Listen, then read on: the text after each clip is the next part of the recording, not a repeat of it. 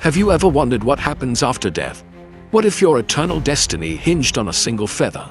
In ancient Egypt, the ultimate judgment awaited every soul, presided over by gods who held immense power.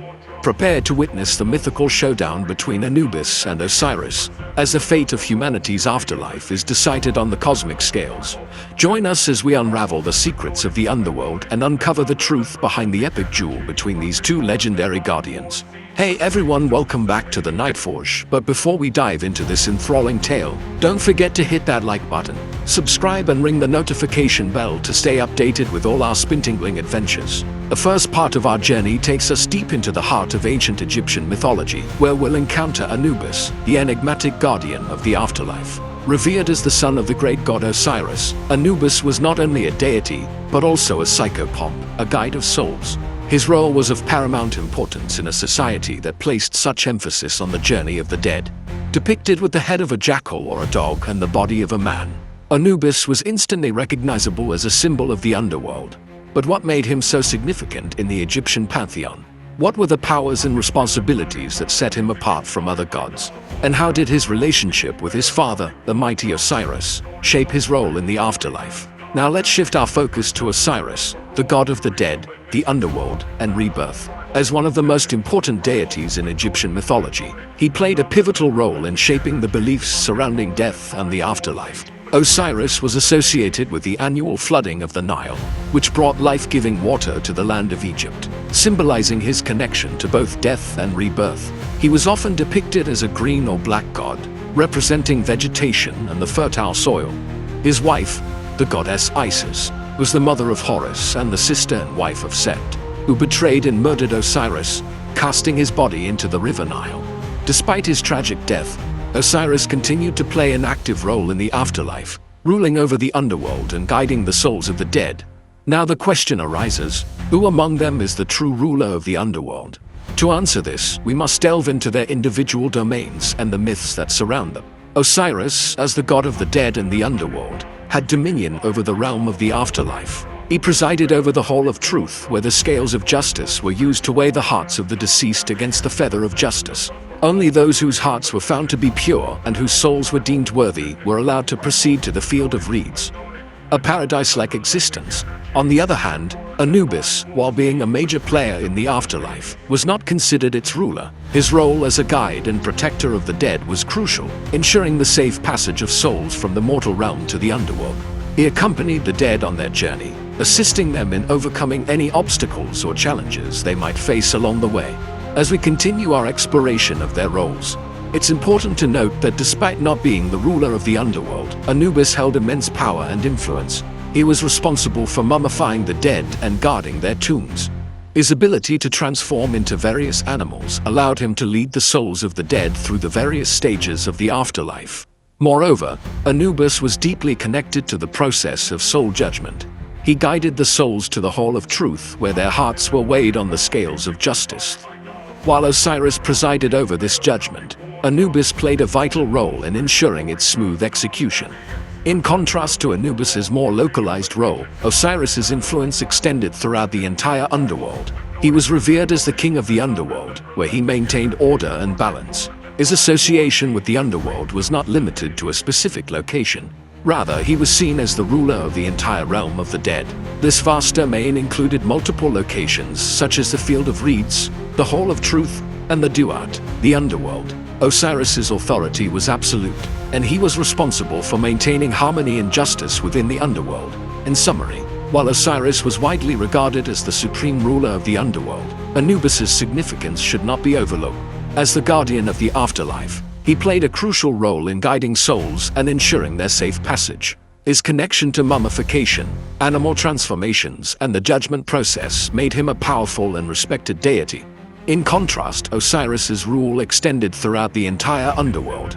His association with death, rebirth, and the Nile's annual flooding solidified his status as a key figure in Egyptian mythology. And now it's time to explore the intriguing concept of the Duat. In ancient Egyptian beliefs, The duat was the underworld, a place where the souls of the dead went after their bodies died. But it wasn't just a simple concept. The duat was a complex and multifaceted realm consisting of various regions and filled with both dangers and challenges. For the ancient Egyptians, navigating the duat was a perilous journey that the soul had to undertake to reach the field of reeds, a blissful afterlife reserved for the righteous. To truly understand the duat, we must first examine the challenges that awaited the souls.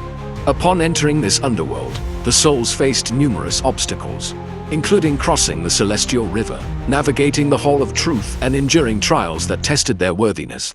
Each challenge was designed to assess the soul's purity and determine its eligibility for the field of reeds. If the soul succeeded in overcoming these challenges, it was rewarded with an existence filled with joy, peace, and harmony.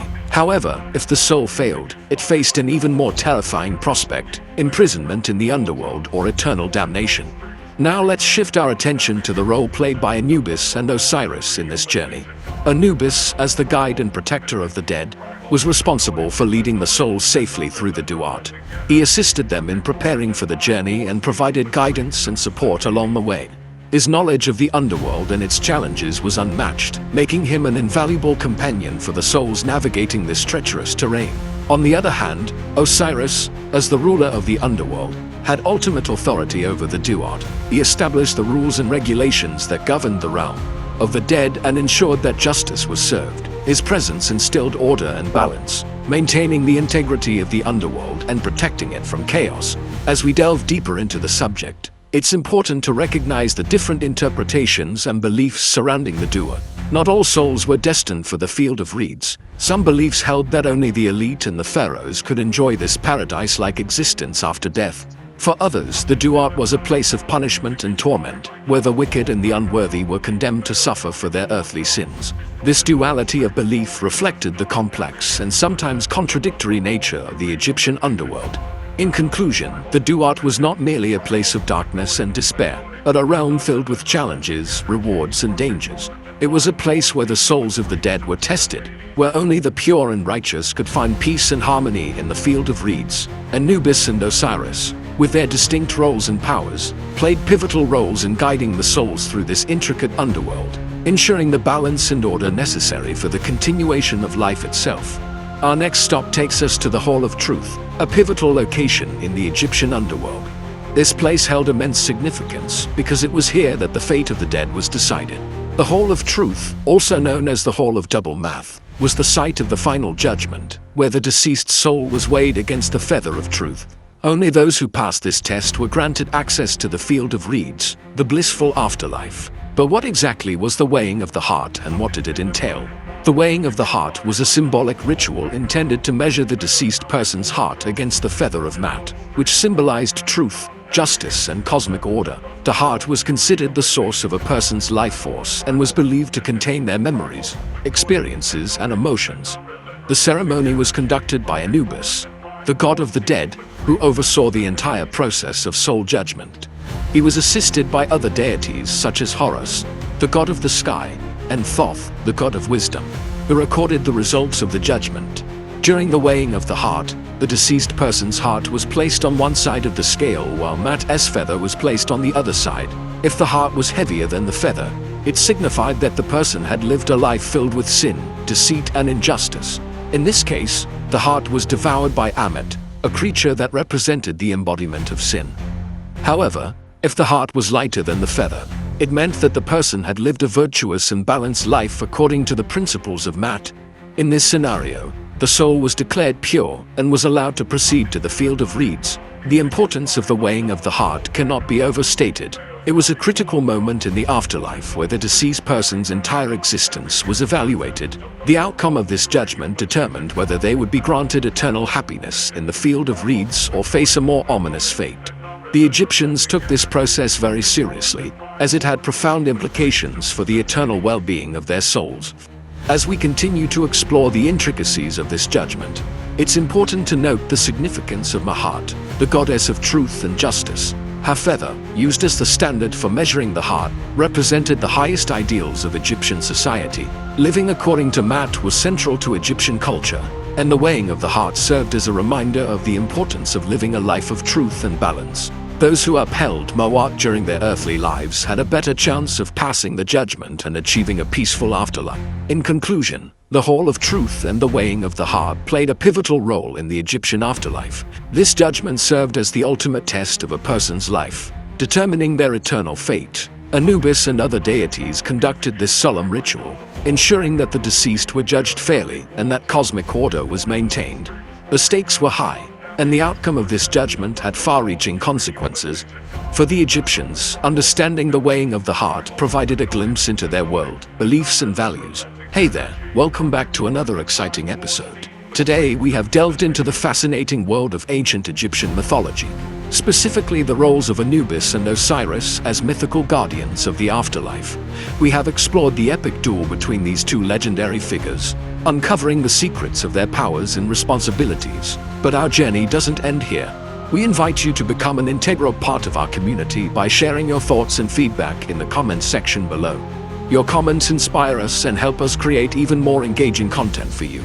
Additionally, if you have found our videos informative and entertaining, we urge you to hit that like button, subscribe and ring the notification bell to stay updated with our latest adventures. As always, thanks for joining us. Until next time, keep exploring the world and never stop asking questions.